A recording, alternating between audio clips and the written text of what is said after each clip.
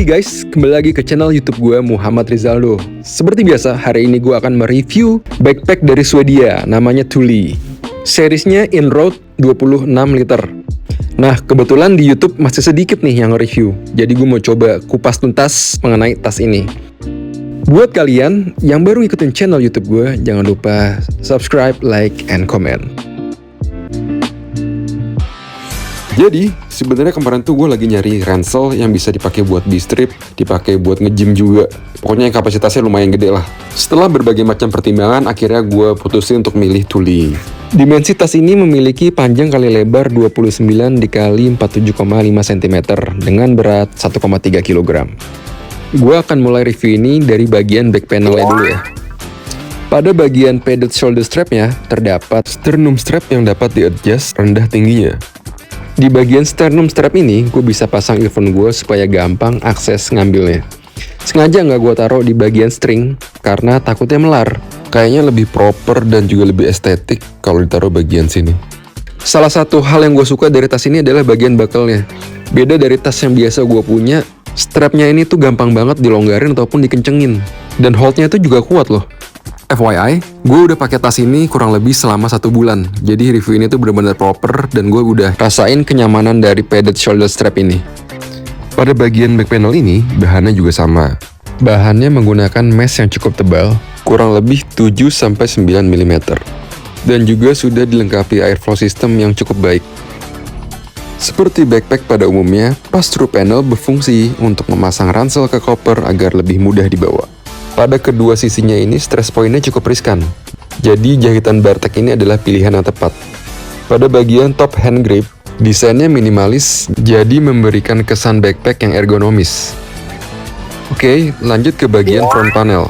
Protective pocket ini memberikan akses cepat dan melindungi ponsel, kacamata, ataupun barang berharga lainnya. Materialnya sendiri menurut gue udah cukup kokoh dan diklaim tahan benturan. Bagian zippernya juga sudah dilapisi silikon untuk mempermudah mengakses masuk keluar barang. Pada bagian front panel ini juga dilengkapi stretchy stuff it pocket yang diperuntukkan untuk menaruh dan mengambil perlengkapan secara instan saat bepergian.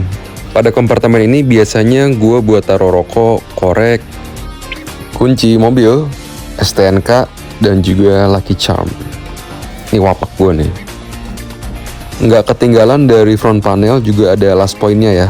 Jadi kalian bisa nambahin perlengkapan-perlengkapan seperti kunci rumah ataupun gembok buat locker gym. Pada side panel, compression strap itu wajib.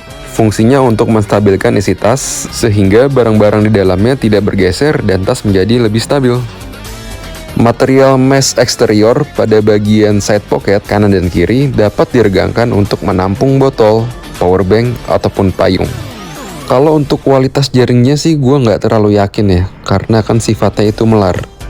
Jadi menurut gue mungkin akan bertahan sekitar 2-3 tahun ke depan kali ya. Lanjut kita menuju kompartemen sekunder. Bagian ruangan ini adalah yang terbesar di antara yang lainnya. Cukuplah untuk menyimpan pakaian ganti, sendal, ataupun bekal. Serta terdapat kantong TPU berzipper yang kedap air dan tidak tembus pandang. Kalau gue pribadi, kantong ini tuh lebih gue maksimalin buat alat grooming. Lanjut ke part terakhir adalah kompartemen primer.